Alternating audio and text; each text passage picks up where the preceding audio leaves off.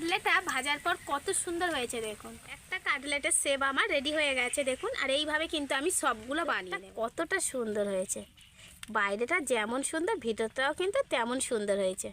নমস্কার বন্ধুরা, কাকলি রান্নাঘর উইথ ভিলেজ ফুডে সবাইকে স্বাগত জানিয়ে আজকে আমি আপনাদের সাথে শেয়ার করব ডিম আলুর কাটলেট, যেটা বাচ্চা থেকে বড় সকলের খুবই পছন্দের। আর বৃষ্টির দিনে কম খরচে ঘরে থাকা উপকরণ দিয়ে আর খুব কম সময়ের মধ্যে আপনারা এই রেসিপিটা বানিয়ে নিতে পারবেন। আর আজকের রেসিপিটা আমি কিভাবে বানাচ্ছি সেটা জানতে হলে কিন্তু আপনাদের পুরো ভিডিওটা প্রথম থেকে শেষ পর্যন্ত দেখতে হবে। আশা করছি আজকের রেসিপিটা দেখতে আপনাদের খুবই ভালো লাগবে। আর যে সকল বন্ধুরা এখনও পর্যন্ত নতুন তারা যদি ইউটিউব থেকে দেখেন তাহলে চ্যানেলটিকে সাবস্ক্রাইব এবং ফেসবুক পেজ থেকে দেখলে পেজটাকে ফলো করে আমার পাশে থাকবেন।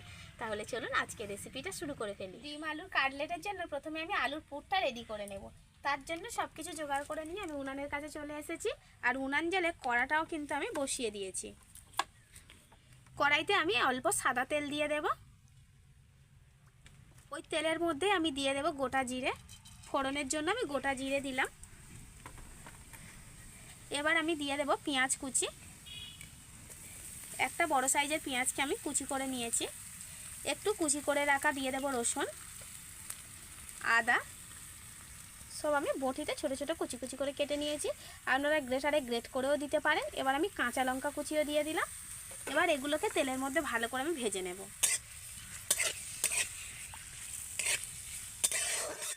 সব কিছু আমি ভালো করে তেলের মধ্যে ভেজে নিয়েছি।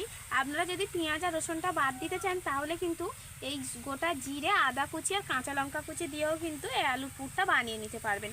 এবার এখানে আমি 3টে আলুকে সেদ্ধ করে রেখেছিলাম। আলু 3টেকে এইভাবে হাত দিয়ে ভেঙে ভেঙে দিয়ে দেব। আপনারা ঠিক যতগুলো কাটলেট বানাতে চাইবেন ঠিক সেরকম পরিমাণে কিন্তু আলুটা দিয়ে দেবেন।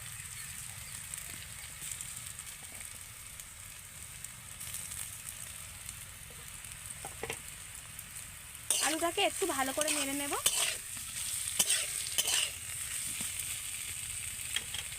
এবার আলুর মধ্যে আমি দিয়ে দেব লবণ। পরিমাণ মতো আমি লবণ দিয়ে দেব। দিয়ে দেব জিরে গুঁড়ো, দেব ধনে গুঁড়ো, আর দিয়ে দেবো একটু গোলমরিচ গুঁড়ো। এবার আমি ভালো করে নেড়ে নেব।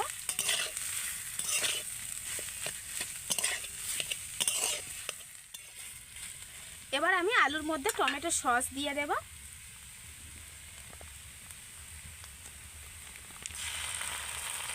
আর দিয়ে দেবো একটু ধনেপাতা কুচি।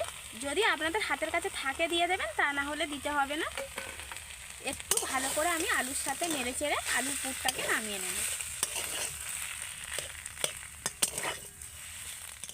কাটলেট বানানোর জন্য এখানে আমি 3খানা ডিম নিয়ে নিয়েছি। আপনাদের পরিমাণ মতো আপনারা ডিমটা নিয়ে নেবেন।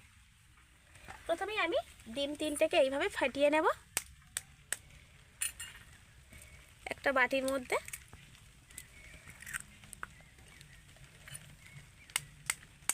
আপনারা চাইলে কিন্তু একটা একটা ডিমে একটা একটা কাটলেটও বানাতে পারেন। আবার এইভাবে একসাথে ডিমগুলো নিয়ে কিন্তু অনেকগুলো কাটলেটও বানিয়ে নিতে পারবেন। এবার এখানে আমি পরিমাণ মতো লবণ দিয়ে দেব আর দিয়ে দেব গোলমরিচ গুঁড়ো। এবার আমি ডিমটাকে ভালো করে ফেটিয়ে নেব।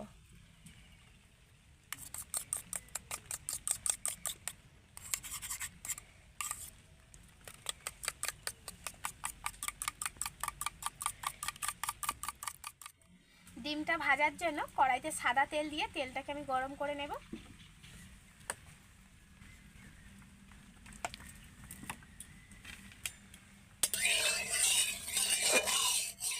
এবার আমি এই পুরো ডিমটা কড়াইতে দিয়ে দেব। তাওয়া হলে কিন্তু সুবিধা হয়, যেহেতু আমি কড়াইতে বানাচ্ছি সেজন্য ডিমটাও কড়াইতেই ভেজে নিলাম। ডিমটাকে এইভাবে খেলিয়ে আমি বড় করে নেব।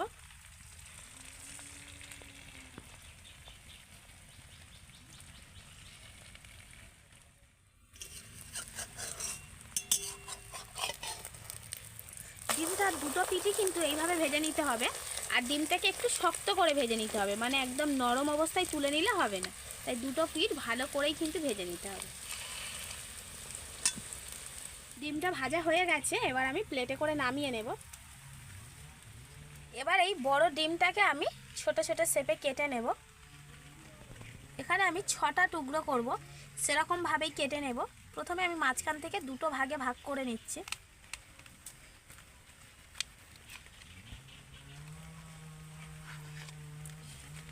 দুটো ভাগে ভাগ হয়ে গেল। এবার এগুলোকে আমি আবার 3টে ভাগে ভাগ করে নিচ্ছি।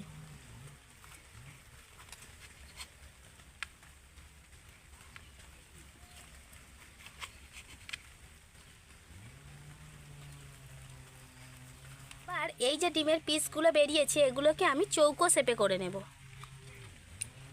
ধার থেকে এগুলোকে একটু করে এইভাবে কেটে নেব, নিয়ে এই ডিমের অংশগুলোকে ফেলবো না, এগুলো এরকম মাঝেই দিয়ে দেব।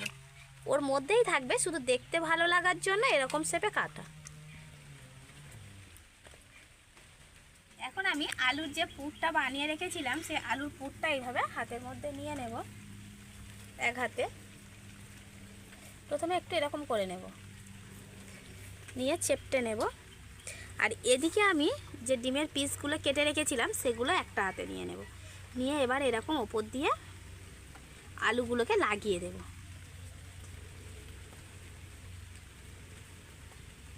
কাটলেট সাধারণত আমরা দোকান থেকে কিনে খাই, তবে বাড়িতে একবার এরকম সহজ পদ্ধতিতে বানিয়ে দেখবেন, মানে খেতে ভীষণ ভালো লাগে। বাচ্চা থেকে বড় তো সবাই খুশি হয়ে যাবে। এটা তো একটা সাইডে দিয়ে দিলাম, ডিমের এই পিঠটাতেও কিন্তু আমি ওই একইভাবে আলুর পুরটা লাগিয়ে নেব। পুরো ডিমের 4 সাইডটাই আমি কিন্তু লাগিয়ে নেব এইভাবে।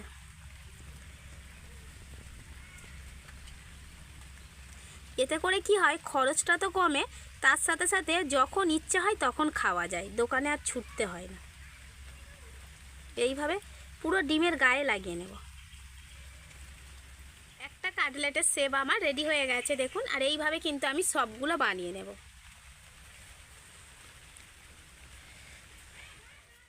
এবার আমি একটা বাটি নিয়ে নিয়েছি, বাটির মধ্যে আমি দুটো ডিম নিয়েছি, দুটো ডিম নিয়ে এইভাবে ফেটিয়ে নেব।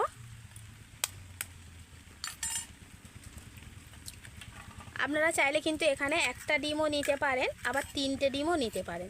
একটা ডিম নিয়ে অল্প একটু জল দিয়ে পাতলা করে গুলে নেবেন, সেক্ষেত্রেও কিন্তু হবে।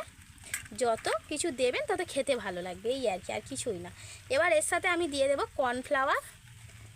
এখানে আমি 3 চামচ কর্নফ্লাওয়ার দিচ্ছি। বাড়িতে যে 4 চামচগুলো থাকে ওই চামচের মাপেই দিয়ে দিলাম। দিয়ে দেব অল্প লবণ, আর দেবো একটু গোলমরিচ গুঁড়ো। এই গোলমরিচ গুঁড়োর ফ্লেভারটা না কাটলেটে থাকলে খেতে ভালো লাগে। তো আপনাদের যদি অপছন্দ থাকে তাহলে নাও দিতে পারেন। এবার আমি ভালো করে গুলে নেব ডিম আর এই কর্নফ্লাওয়ারের মিশ্রণটা।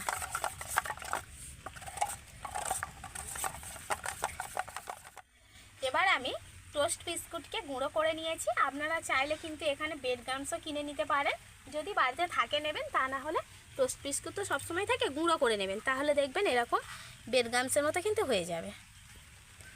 এবার আমি যে কাটলেটগুলো বানিয়ে রেখেছিলাম সেগুলোকে নিয়ে নেব, নিয়ে প্রথমে আমি ব্রেড ক্রাম্বসের ওপর দিয়ে দেব, দিয়ে ব্রেড ক্রাম্বস এরকম কাটলেটের গায়ে লাগিয়ে নেব। দুটো দিক ভালো করে এইভাবে লাগিয়ে নেব। নিয়ে এবারে আমি ডিম আর কর্নফ্লাওয়ারের যে মিশ্রণটা বানিয়ে রেখেছি তার মধ্যে দিয়ে দেব। এবার এখান থেকে তুলে নিয়ে আমি আবারও একবার ব্রেড ক্রাম্বসের ওপর দিয়ে দেব। আপনারা চাইলে ডবল কোটও দিয়ে দিতে পারেন, মানে এরপরে আবারও কিন্তু ডিমের মিশ্রণে দিয়ে দিতে পারেন, আবারও ব্রেড ক্রাম্বস লাগাতে পারেন। তবে আমি এই সিঙ্গেল কোটটাই দিয়ে দিচ্ছি। এইভাবে আমি সবগুলো মিশিয়ে নেব।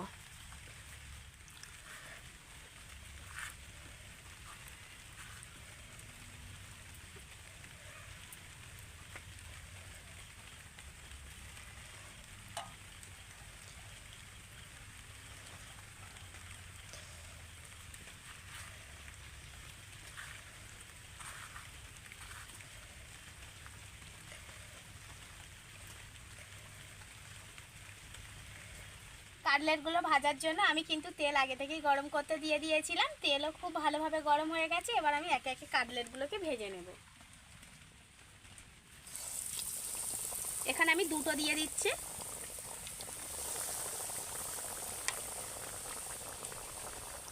এবার আমি আস্তে আস্তে উল্টে দেব কাটলেটটাকে।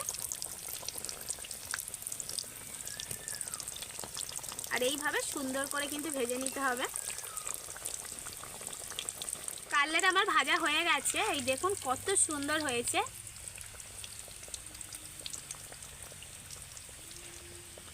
তেল ঝরিয়ে এবার আমি তুলে নেব। এই দেখুন এক কাটলেটটা কত সুন্দর হয়েছে। একইভাবে আমি আবারও ভেজে নেব।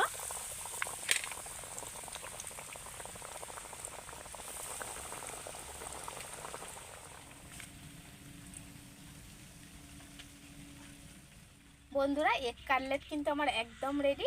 আর এবার যদি এর সাথে একটু টমেটোর সস দিয়ে পরিবেশন করা যায়। এখান থেকে আমি একটা কাটলেট ভেঙেও আপনাদেরকে দেখাচ্ছি, দেখুন ভিতরটা কতটা সুন্দর হয়েছে। বাইরেটা যেমন সুন্দর ভিতরটাও কিন্তু তেমন সুন্দর হয়েছে। ডিম আর আলুর পুরে ভরা।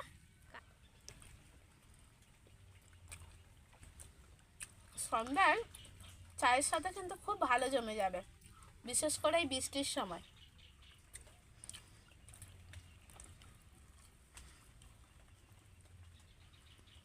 ভীষণ সুন্দর লেগেছে খেতে। বন্ধুরা আপনারা কিন্তু আমার মতো একই পদ্ধতি ফলো করে বাড়িতে এগ কাটলেটটা বানিয়ে নিতে পারেন। খুব সহজে হয়ে যায় আর বানানো ভীষণই সহজ, আর খেতে কিন্তু দারুণ লাগে। অবশ্যই করে একবার হলে ট্রাই করবেন।